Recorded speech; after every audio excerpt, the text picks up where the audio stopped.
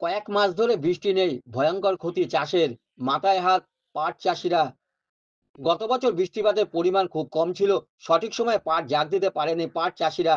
সে কারণে প্রচুর ক্ষতির সম্মুখীন হতে হয়েছিল। এবছর শুরু থেকে বৃষ্টি উধাও, শোচনীয় অবস্থা চাষিদের। ফাল্গুন মাসের শেষ চৈত্রের শুরুতে জমিতে পাট লাগানো হয়, সেই মতো পাট লাগানো হয়েছিল, কিন্তু জলের অভাবে পাট সেভাবে বাড়েনি। পর্যাপ্ত বৃষ্টি না হয় খালবিল মাটি শুকিয়ে যাচ্ছে, জলের স্তর নিচে নেমে গেছে। সেচের জল দেয় 2-1 ঘন্টা বাদে শুকিয়ে যাচ্ছে। জল কিনতে হচ্ছে ঘন্টায় 250 টাকা। সারের দাম আকাশ ছোঁয়া, লেবার খরচ অনেক বেশি। সব মিলিয়ে 1 বিঘা জমিতে পাট চাষ করতে আগের থেকে খরচ বেড়েছে বহুগুণ।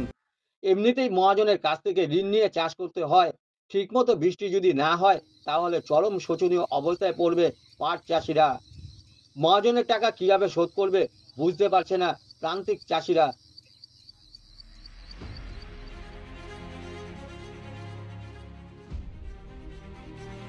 কি হয়েছে, পাটের কি অবস্থা? পাড়ে মরে যাচ্ছে তো পাট সব হ্যাঁ।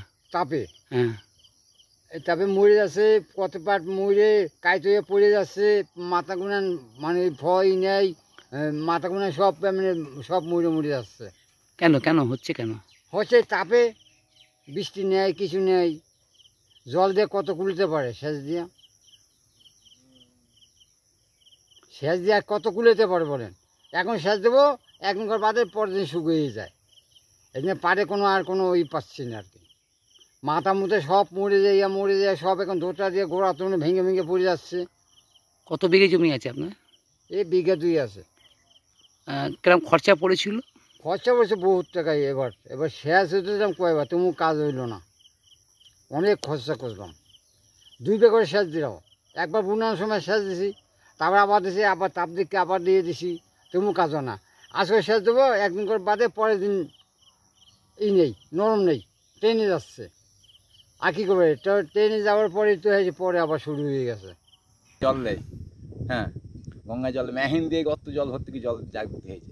আর এবার আরো পুষ্টি হবে, তাড়াতাড়ি জল। এবার 8,000 খরচা আছে, সব কমপ্লিট ধরলি 8,000 খরচা, আর 3,500 টাকা। হ্যাঁ, ঘর থেকে 5,000 যাচ্ছে, 5,000 ঘর থেকে দিতে হচ্ছে। চাষি কীভাবে বাঁচবে এইভাবে? সরকারে কি, সরকার তো আমাদের গ্রাহ্যই করে না কোনো চাষিদের উপরে। হ্যাঁ, সরকার মনে হয় না চাষি একটা চাষি, এটা আমাদের উপরই খাচ্ছে ওরা। চাষি আমাদের আমরা চাষ করবো সেই বুঝি খাচ্ছে।